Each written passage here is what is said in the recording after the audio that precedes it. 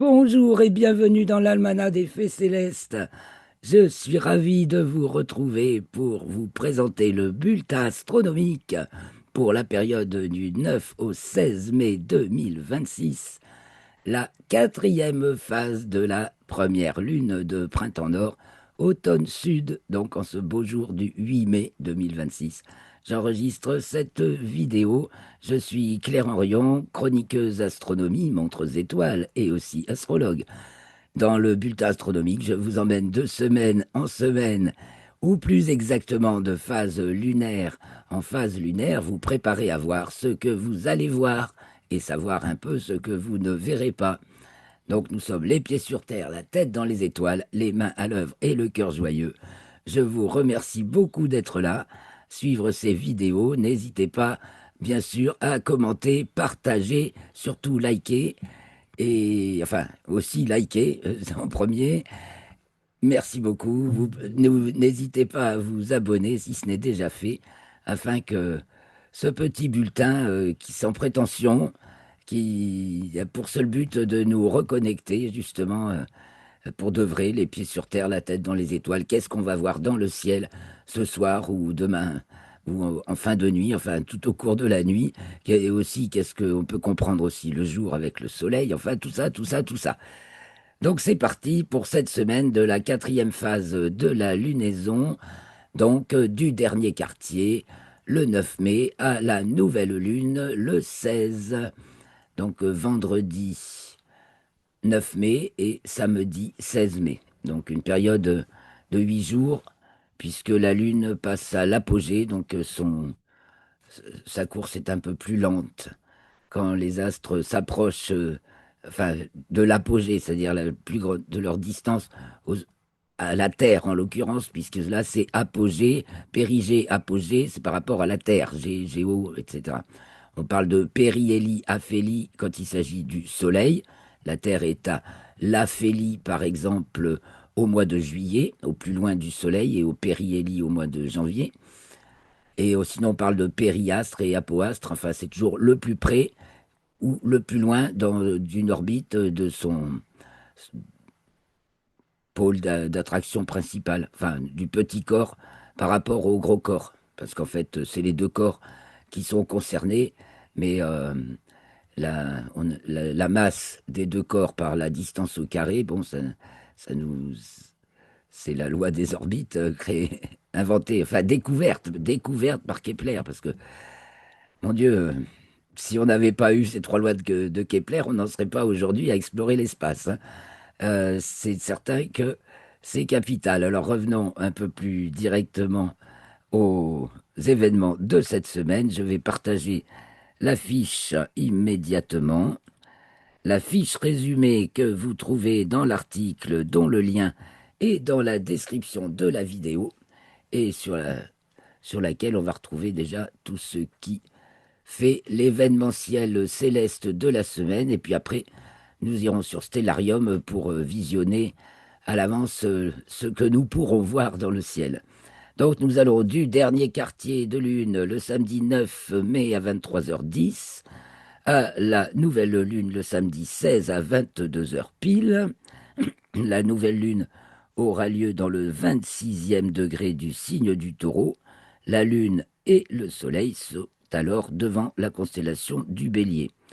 Et pour le dernier quartier, date où commence notre petite période, donc le 9 à 23h10, la Lune est dans le 20e degré du signe du Verseau, le Soleil celui du Taureau.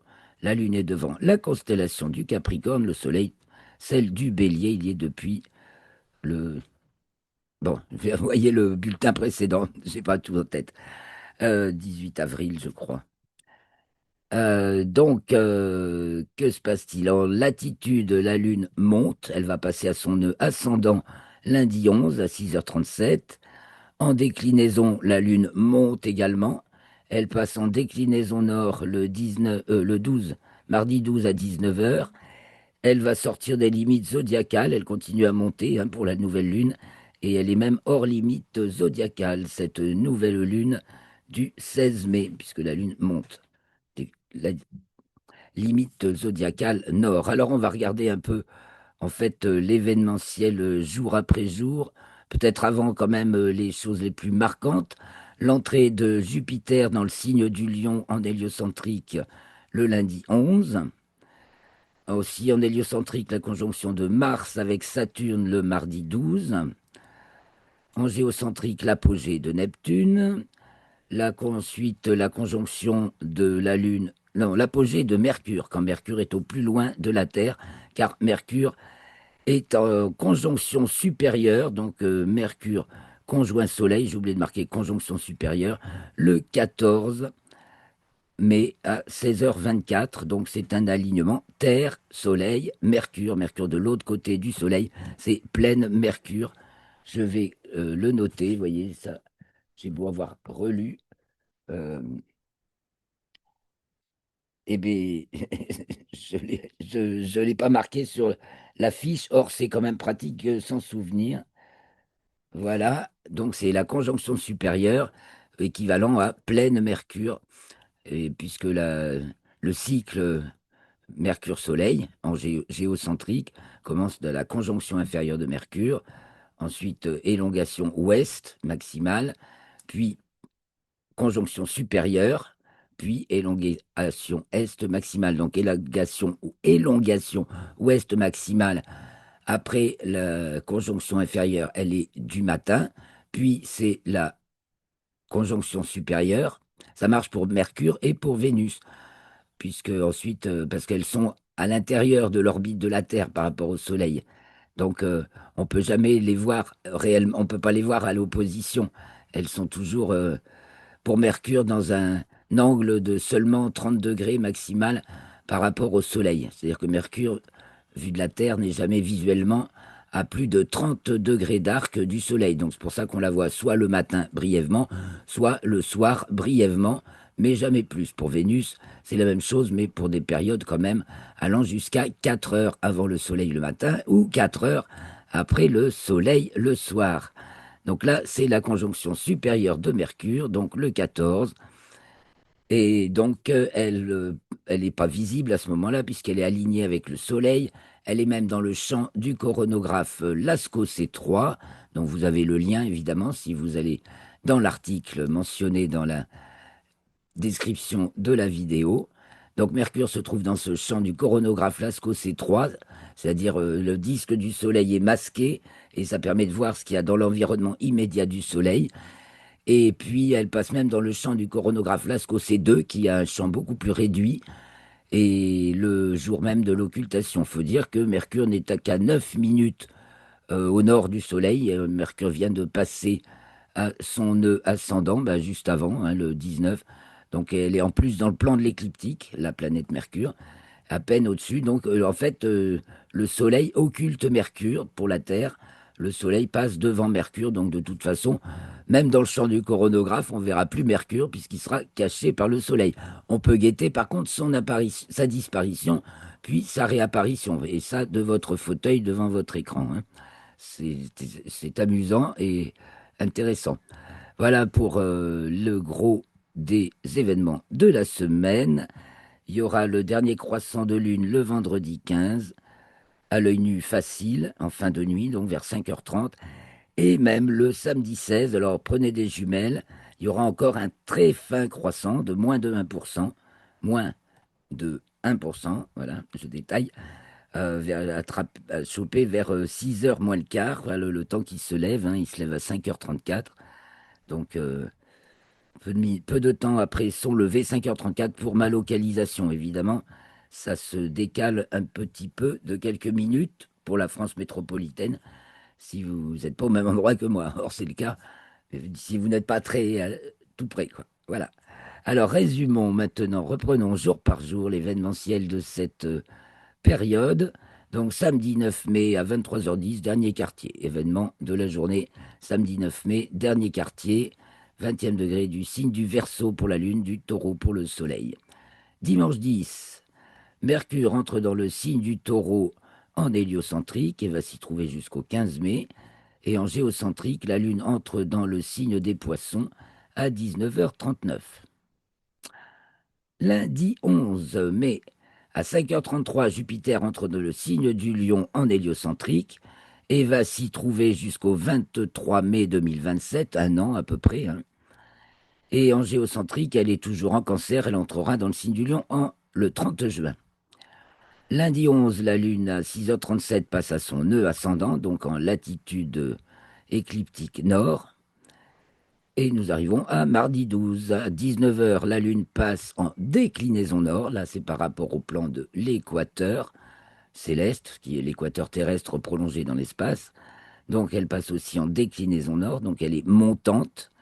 Elle monte en déclinaison. Et elle est décroissante, j'ai oublié de vous le dire, mais elle est décroissante puisqu'on est dans la quatrième phase, troisième, quatrième phase, entre la pleine lune et la nouvelle lune. La lune est décroissante, mais là, elle est aussi montante. Elle est décroissante et montante. Bien faire la nuance.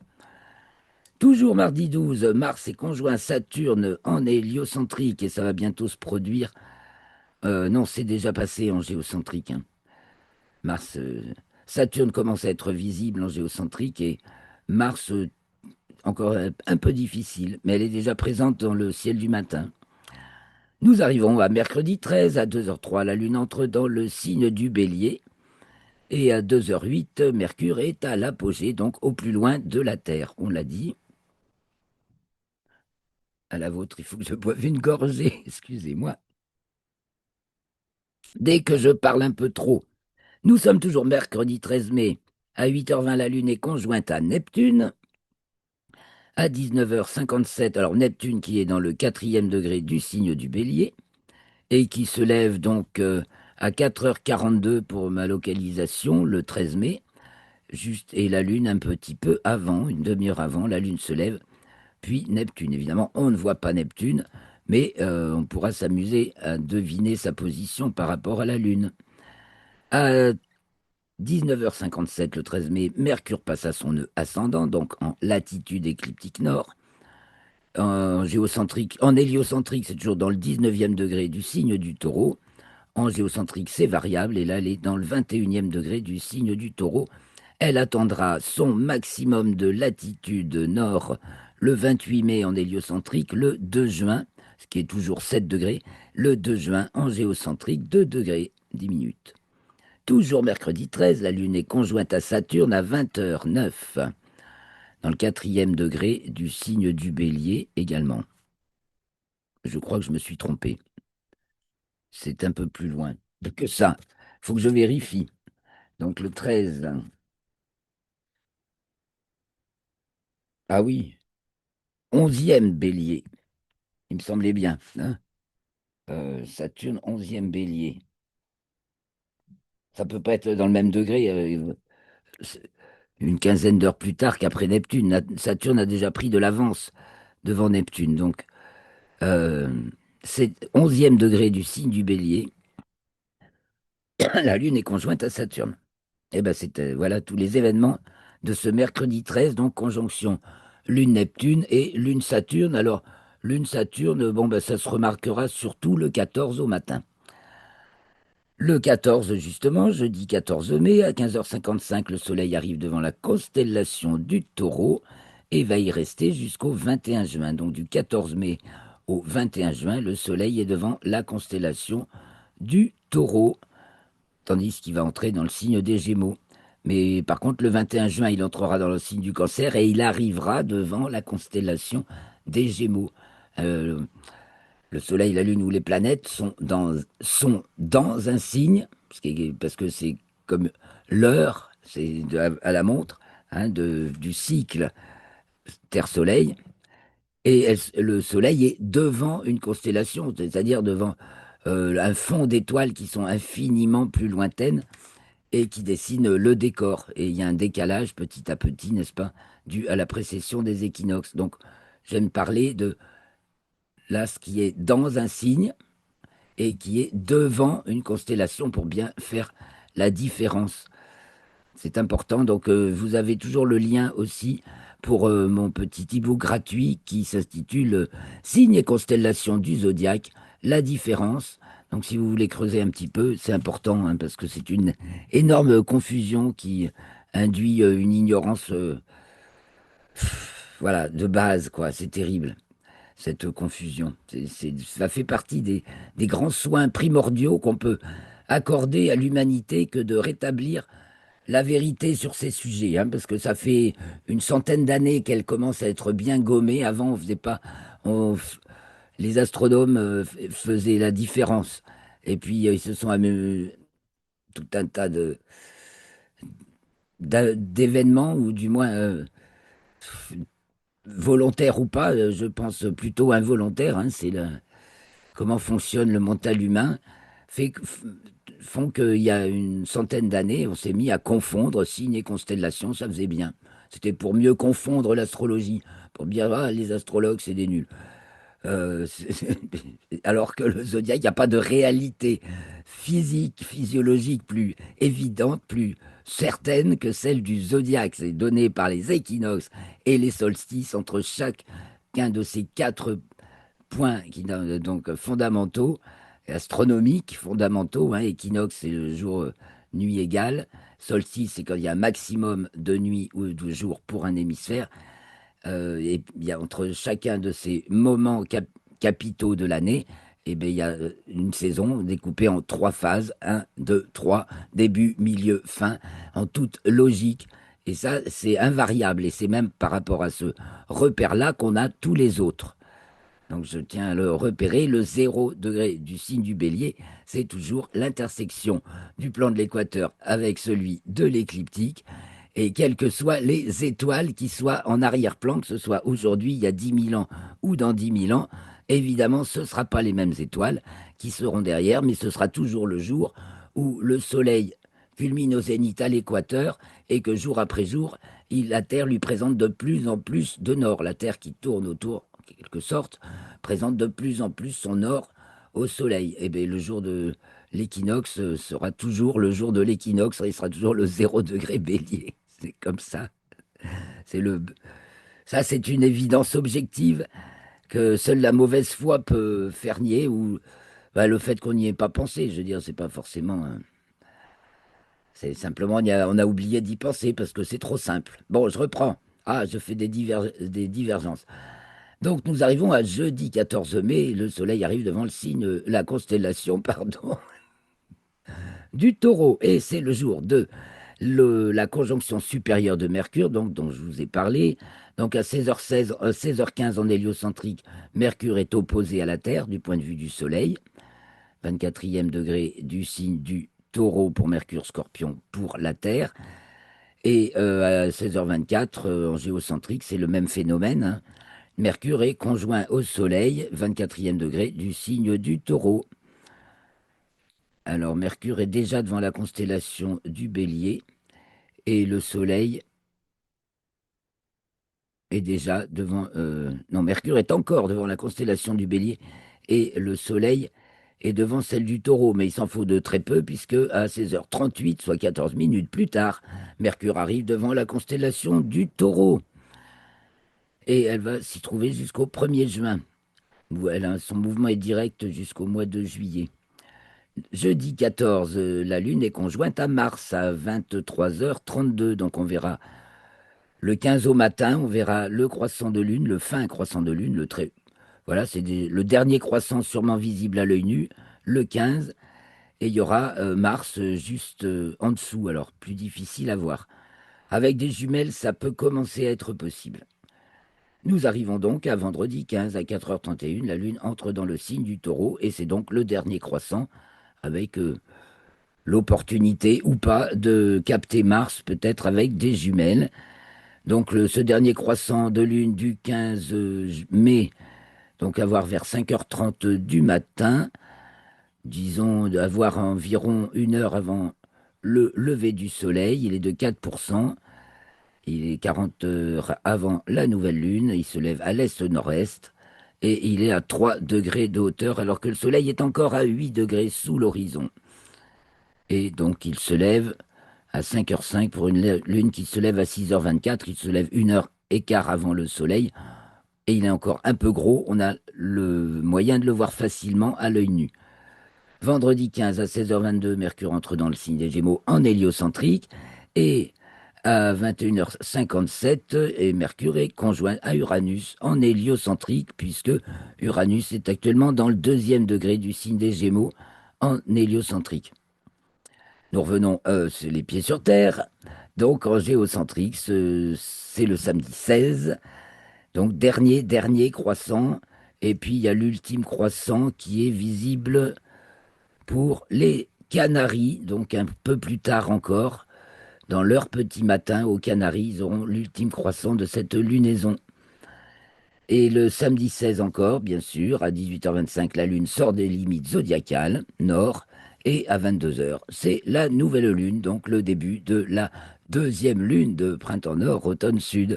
Nous verrons cela la semaine prochaine. Je vous donnerai rendez-vous d'ailleurs, ben pareil, vendredi 15 mai, pour le prochain enregistrement.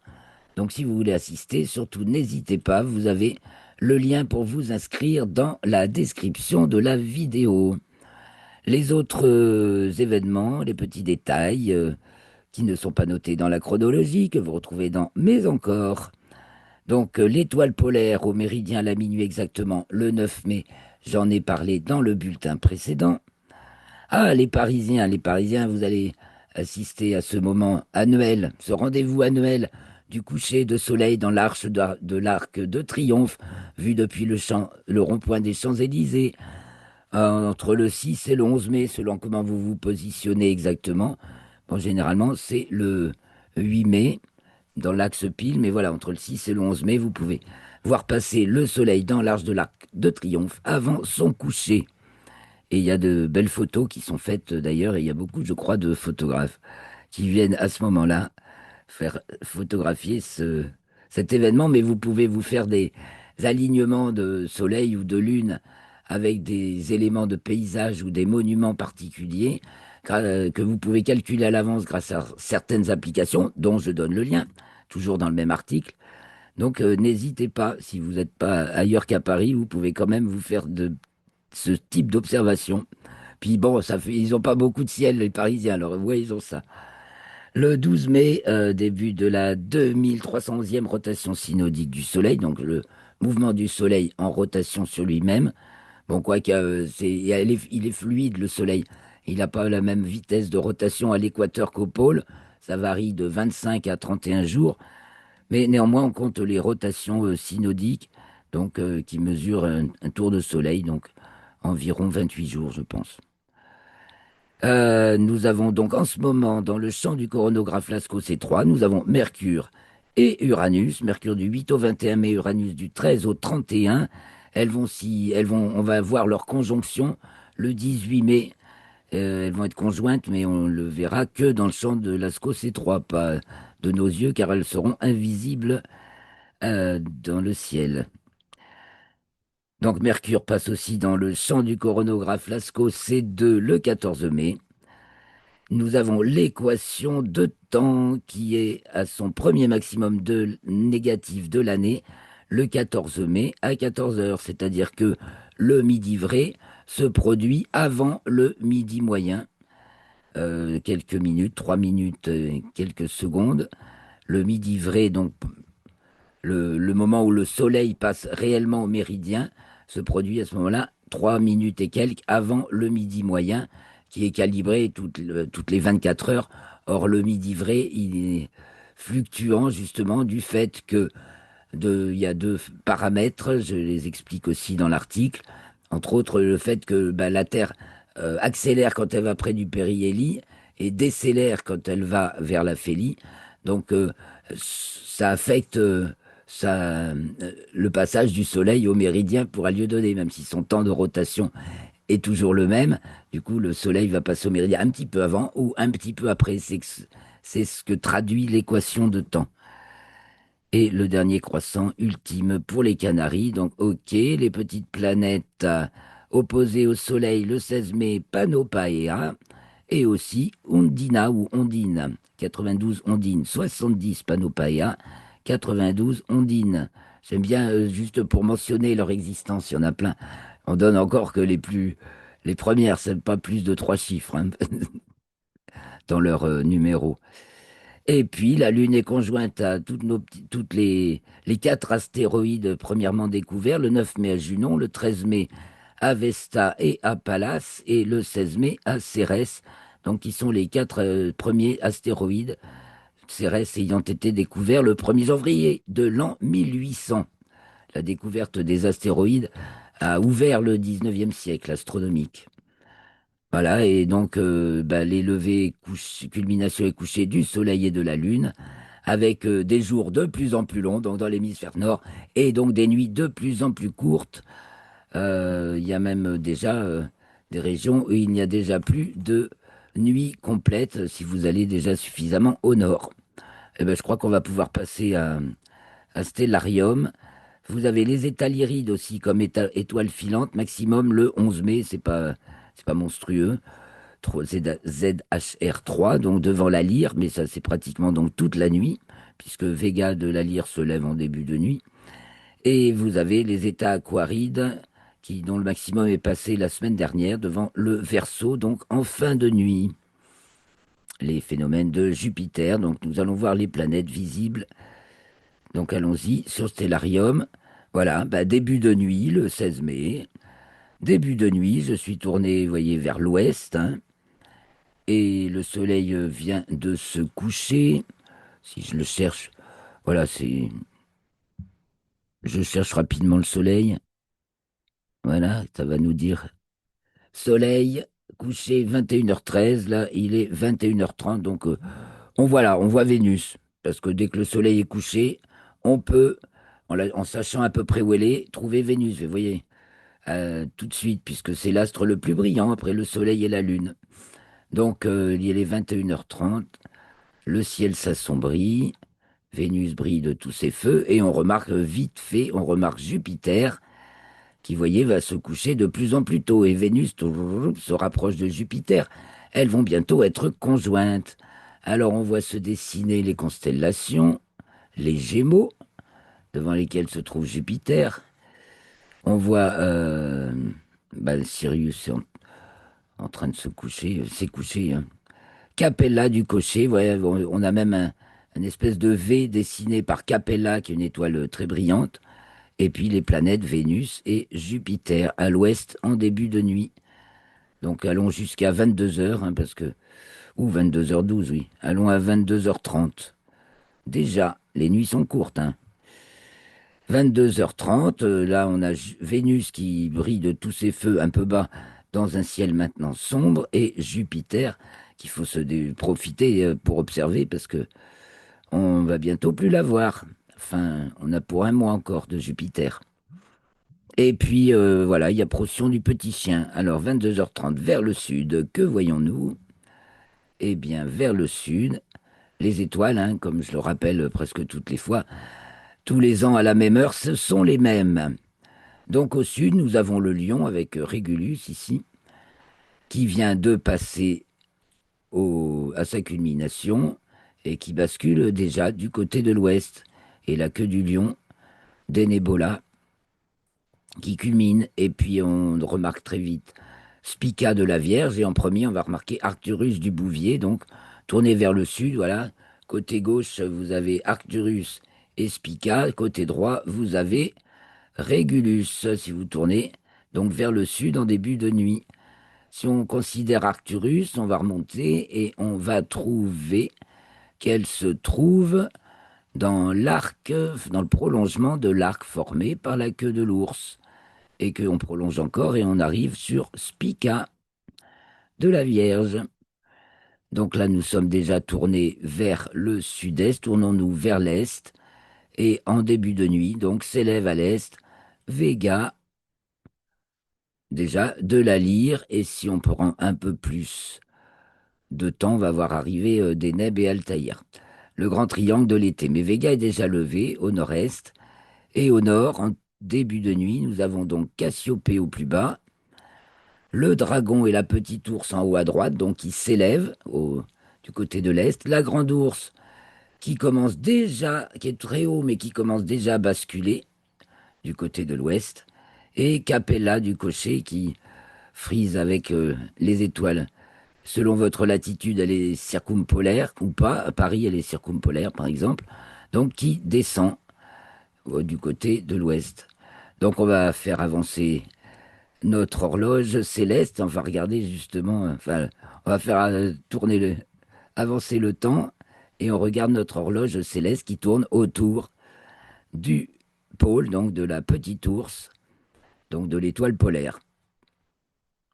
De l'étoile polaire, oui, de la queue de la petite ours, ou la tête du petit chariot. Donc il est là 0h30, 1h30, on va aller à 1h48, c'est l'heure du minuit vrai. 1h48, minuit vrai, le 16 mai. Eh bien, le 16 mai, au minuit, la petite ours et le dragon sont dressés tout là-haut, là-haut, tandis que la grande ours descend carrément, pique à gauche, donc du côté au nord-ouest, que Cassiopée rase encore l'horizon et se relève lentement. Voilà du côté du nord. Du côté de l'ouest, le lion se couche. Vous voyez, le lion avec Régulus se couche. On voit d'ailleurs, il y a la grande ours. Alors si on regarde à peu près ouest-nord-ouest, eh bien on voit la grande ours et le lion qui descendent en même temps. Et puis on retrouve Spica de la Vierge qui se couche au sud-ouest. Et au sud, eh bien c'est l'heure où culmine la balance et où arrive le scorpion avec Antares du scorpion. Donc en milieu de nuit, le 16 mai, tous les ans, culmine la balance, la tête du serpent, la couronne boréale, et puis tout là-haut, là-haut, Hercule, vous voyez, le zénith est ici, donc la couronne boréale est pratiquement au zénith. Il y a cette étoile du Bouvier qui est pratiquement au zénith, elle s'appelle Nécars, c'est Bêta Bouvier. Et puis il y a cette autre étoile de Hercule qui est quasiment au zénith également. Je remarque le zénith. Voilà, tandis que c'est l'heure où culmine la balance. Et on va passer voir à l'est ceux qui se lèvent en milieu de nuit. Donc nous sommes à l'est. Comme je vous l'ai dit, le grand triangle de l'été s'était levé pendant ce temps-là, depuis le début de la nuit. Vega, Deneb et Altaïr de l'Aigle, les trois belles de l'été. Vega de la Lyre, Deneb du Cygne et Altaïr de l'Aigle. Eh bien, nous allons rester du côté de l'Est pour voir la fin de la nuit. Donc, le Sagittaire qui se lève au sud-est en milieu de nuit. Alors, on va aller jusqu'à la fin de la nuit. On a vu Vénus et Jupiter. Donc, on va voir les planètes, les autres planètes qui commencent à être visibles. C'est en fin de nuit. Donc, 2h48, allez, 3h. Pégase est en train de se lever. Voilà, les états aquarides qui apparaissent. Donc Pégase et Andromède se lèvent vers 4 heures du matin et 5 heures, c'est déjà les lueurs de l'aube et le lever de Saturne, pile à l'est, évidemment, hein, à quelques degrés du signe du Bélier, donc comme tout astre, situé dans le plan de l'écliptique à 0 degré du signe du Bélier, se lève pile à l'est et se couche pile à l'ouest pour toute la Terre. C'est comme ça. Donc Saturne se lève pile à l'est et vers 5 heures du matin, donc on va prendre quelques minutes de plus. On va grossir, on va zoomer un peu, hein, ce sera plus marrant, surtout plus visible. Et puis on va peut-être, alors Saturne maintenant, ça y est, on peut la voir si on fait un peu attention. Et voilà que se pointe Mars. Alors un petit peu difficile. Là on est déjà le 17, on va revenir dans les jours précédents parce qu'on va voir la conjonction de la Lune avec Neptune qui se trouve aussi par ici. Non, c'est pas elle. Elle est dans cette zone là, Neptune. Donc revenons au... Voilà. Eh bien, le 13 au matin, ça vaut le coup de chercher Neptune. Le 13 au matin, on pourra voir Neptune, oui, mais Stellarium répond très très mal là-dessus, sur cette recherche. Donc vous le trouverez dans l'article, il y a l'image. Là, on va... Ça y est, mince. Stellarium va ramer, les amis. Je sais pas pourquoi, sur cette nouvelle version, il y a cette fonction-là qui rame. Tout le reste est parfait.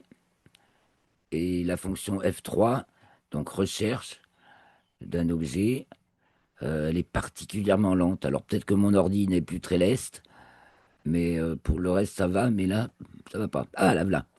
Donc, faut surtout pas avoir quelque chose à taper. Par bonheur, c'est déjà tapé. Voyez, le 13 au matin, la Lune en croissant déjà bien entamé, est juste au-dessus de Neptune. Donc voilà le 13 au matin, le 14 au matin, hop, je suis allé trop vite, le 13, le 14, voilà, on oublie Neptune et on voit la Lune qui se trouve à gauche de Saturne. Donc je reprends un zoom, voilà, 60 degrés. Donc la Saturne, la Lune en croissant beaucoup plus fin que la veille. C'est déjà, non, c'est le lendemain, le 15, c'est le jour du dernier quartier sûrement visible à l'œil nu. Donc le 15, la Lune est conjointe à Mars, ça vaut le coup d'enlever le paysage. On va se mettre en océan pour pouvoir voir bien l'horizon. Donc voilà, le 15, la Lune est à gauche de Mars. Si vous avez un horizon parfait, voilà le dernier croissant de Lune de 4% le 15 au matin. Et on peut même essayer de l'attraper le 16, donc un tout petit peu vers 6 heures moins le quart. Et là, il est de moins de 1%. Donc c'est un très très très fin liseré que vous verrez peut-être aux jumelles. Voilà pourquoi en plus il est très difficile à voir, c'est que du coup ça fait peu de lumière. Voilà pour ce petit tour des événements célestes visibles cette semaine. Je vais finir avec vous avec quelques belles images. Vous aurez aussi dans l'article un résumé de l'actualité astronomique, astronautique. J'aimerais bien partager là aussi l'actualité astronomique et astronautique des Astronews de Jean-Pierre Martin qui sont excellentes. On va lire le sommaire ensemble tout à l'heure et celui de la lettre d'information du LTE. C'est les meilleures sources d'information et très pédagogiques les deux. Alors voilà d'abord quand même quelques images. Une belle comète R3 Pan-STARRS photographiée par Michael Jagger et Gérald Rayman qui sont des champions de la photographie de comètes, il faut le dire. Voilà, depuis la Namibie. Ah, l'atlas virtuel de la Lune, donc ça, c'est pas des photos, pour voir la, le coucher de soleil, donc cette semaine sur la Lune, entre le 11 mai et le 12 mai. Voilà, donc c'est la Lune est à sa libration minimale en longitude ce jour-là, entre le 11 et le 11 dans l'après-midi, je crois. Donc la Lune est visible que en fin de nuit, donc le matin. Donc à 6 heures du matin, le 11, si vous zoomez un peu, vous voyez bien le golfe des Iris, Sinus Iridum, le golfe des Iris. Et le lendemain, le Soleil a pratiquement recouvert le golfe des Iris, qui est ici. Et vous avez son coucher pile sur le cratère Bianchini, voilà, qui au nord, du coup on le repère bien parce qu'il est juste sur le terminateur, ça c'est le terminateur, et au nord du golfe des Iris. Voilà, pour vous préparer vos observations lunaires avec des jumelles, ça suffit pour ça. Déjà, vous verrez ces éléments-là, vous les verrez. Peut-être pas le cratère, mais le golfe des Iris, ça c'est sûr. Voilà, si donc là par contre c'est une photo de la Lune gibbeuse décroissante du 25 avril. Donc, non, gibbeuse croissante, pardon, du 25 avril, donc le lendemain du premier quartier. Donc on est un peu, on n'est pas tout à fait non sur le même terminateur. On a ici le cratère Platon, la mer des pluies. Et voilà, donc une très jolie photo de la Lune, que vous trouvez ces photos dans l'article. Alors là, ça, c'est pas un amateur, c'est James Webb télescope, mais je veux dire, les amateurs sont des grands, grands professionnels en photo, hein, enfin certains bien sûr. Donc une galaxie M77 dans la constellation de la Baleine par le télescope James Webb, donc qui révèle toujours des choses de plus extraordinaires qu'on n'avait jamais vues avant. Mais il va maintenant se faire doubler par encore plus puissant le télescope Nancy Grace Roman, qui va travailler dans diverses longueurs d'onde aussi et qui va permettre de voir encore plus de choses dans l'univers. Il y a plusieurs articles là-dessus, dans mon article, enfin répertoriés. Mars et Saturne dans le ciel du matin, oui, mais c'est en Australie, les amis. C'est plus facile. Avec un horizon d'une limpidité comme on n'en voit plus chez nous. Et donc, c'est pas disposé exactement. Vous avez vu, nous, avec Stellarium, dans notre ciel, on a Saturne à droite et Mars à gauche. Là, Saturne est au-dessus de Mars. C'était le... ah, c'est pas le 28 mai, hein. Non, le 8 mai. Oui, bah c'est aujourd'hui. Au petit jour, au petit matin de ce jour en Australie, de ce jour où j'enregistre, Saturne et Mars dans le ciel de l'Aube en Australie. Et ça, c'est le soleil sous l'arche de l'Arc de Triomphe à Paris le 10 mai dernier. Voilà, c'est pour le 10 mai, entre le 8, 9, 10 mai, mais globalement du 6 au 11, selon où vous vous mettez. Vous pouvez assister à ce spectacle. Et c'est pour finir, bah, le soleil en pleine activité, du saisie protubérance, voilà, ça c'est des protubérances en H alpha, donc la longueur d'onde de l'hydrogène, alpha de l'hydrogène. Et voilà, jolie photo du soleil, je vous en trouve tout le jour de le soleil qui est en activité permanente, évidemment. Là, elle décroît son activité après avoir eu un gros regain le 26 avril, je crois que c'était. Il y a eu encore une éruption de classe X, là il y a beaucoup moins, il y a 50 tâches là seulement. Aujourd'hui, ça diminue. En fait, il diminue dans son activité, mais il y a encore des pics, quoi. Voilà, ça diminue en vagues. Voilà pour les images. Eh bien, nous terminons vite fait, mais puisque je suis toute seule, j'ai le temps. Je vous montre ces fameuses Astronews de Jean-Pierre Martin, qui vraiment sont. On va voir un peu le résumé, juste le sommaire ensemble, hein. En particulier, bon ben, Hubble. Donc, qu'est-ce qu'il raconte? Ah oui, Hubble a été, le télescope Hubble lui-même a été photographié par un des satellites de la société Ventor pour célébrer le 36e anniversaire du télescope spatial Hubble. Donc, c'est une photo prise par un satellite sur le satellite. Nous avons aussi, alors très très bien expliqué l'histoire du neutrino. Bon, je vous envoie, j'ai pas le temps vraiment de vous raconter cela. Nous avons le projet Euclide, donc c'est un télescope aussi, un télescope spatial combiné avec le travail des amateurs, bénévoles, volontaires, qui veulent travailler de chez eux sur leur ordinateur, sur l'exploitation des images de galaxies saisies par ce télescope. Donc ça fait travailler l'intelligence artificielle, mais ça fait toujours aussi travailler l'intelligence humaine. Il y en a besoin. Troy Atlas, étudié par JUICE, donc la sonde qui est en train de partir vers Jupiter et qui c'est déjà passé, c'était en novembre, mais le temps que les données soient exploitables, euh, et ben voilà, on a des nouvelles de Troy Atlas. Ça a déjà été dit, je l'ai déjà mentionné moi dans mes actualités astronomiques, mais là c'est bien synthétisé par Jean-Pierre Martin. Il est toujours excellent pour cela. Donc le télescope spatial Nancy Grace Roman, donc vous avez un bon résumé là-dessus. Vous avez un petit résumé sur Blue Origin, le lancement de sa fusée New Glenn. Donc, bah voilà, succès et échec, il y a eu les deux dans ce lancement. Le petit Curiosity, le rover qui est sur Mars depuis 2012, qui continue à nous apprendre des tas de choses sur Mars et à faire des découvertes majeures sur l'eau, etc. Et puis voilà pour l'essentiel, mais et le non, bah, il y a aussi cette bonne nouvelle, le palais de la découverte rouvrira en 2027 après 4 ou 5 ans depuis 2020, donc après 7 ans de fermeture.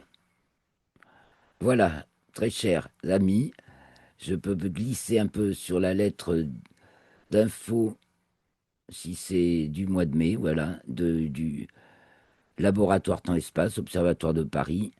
Donc ça vous parle de la pluie des étoiles acarides, c'est déjà passé. Coucher de soleil sous l'arc de triomphe, avec tous les détails d'alignement. Le 19 mai, bah, c'est très bientôt. Après cette période, la Lune, Jupiter, Vénus, on aura dans le ciel du soir. Voilà, bah, il vous annonce déjà comment ça va se présenter. Et les satellites de Jupiter. Un article sur les éclipses. Donc on se prépare hein, pour l'éclipse du 12 août.